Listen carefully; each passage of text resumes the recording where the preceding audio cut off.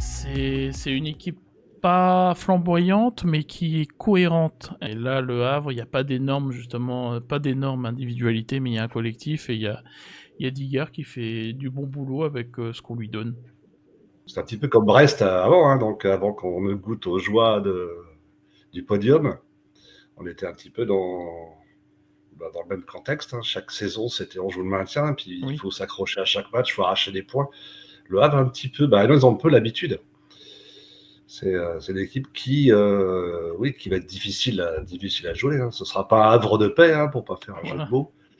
Mais bon, il fallait que je la sorte, celle-là. Elle est bien, elle est bien. Et ça va pas être simple. Ouais. Si on renouvelle un petit peu la prestation de la saison dernière, là, on s'était créé beaucoup d'occasions, quoi, hein, avec une équipe qui était pas. L'équipe à Brest qui était un petit peu la même qu'aujourd'hui, à part quelques éléments, mais Oui. c'est vrai qu'on les avait bien manœuvrés. Bon, on avait marqué sur un but de renard d'ailleurs, de Ludo Ajorc. Oui.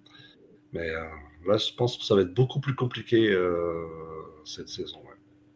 Le Havre aussi a ce petit truc en plus d'être dans un système un petit peu de résilience. Là. Ils savent qu'ils ont peu d'argent, qu'ils ont peu d'effectifs. Il y a eu un peu la bataille aussi de leur président contre la Ligue. Donc ils ont un peu le sentiment d'être seuls Mm. contre tous. Et je pense que c'est pas mal sur ce ressort que joue le coach. Leur sauvetage la dernière journée Ouais, sur une Panenka, fallait oser. Hein. ça montre quand même que les mecs, ils ont pas peur. Là, leur dernier résultat, aller gagner à Auxerre après avoir perdu 6-2 à Marseille, ça démontre aussi leur caractère.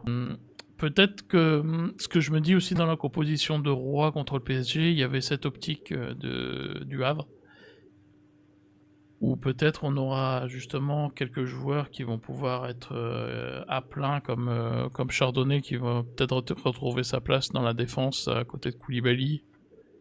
Je pense que c'est le plan qu'il va privilégier quand même pour avoir la charnière la plus expérimentée et qui a le plus de repères. Et derrière, on a Mama Baldé qui devrait débuter aussi en toute logique. Comme je te disais tout à l'heure, je pense que ça serait pas étonnant que Guindo remplace Loco. Ouais, ce serait légitime. Il a dit, hein, match bonus le PSG, maintenant le bonus est passé, là maintenant c'est du terre à terre, c'est de la bagarre, faut aller chercher cette victoire.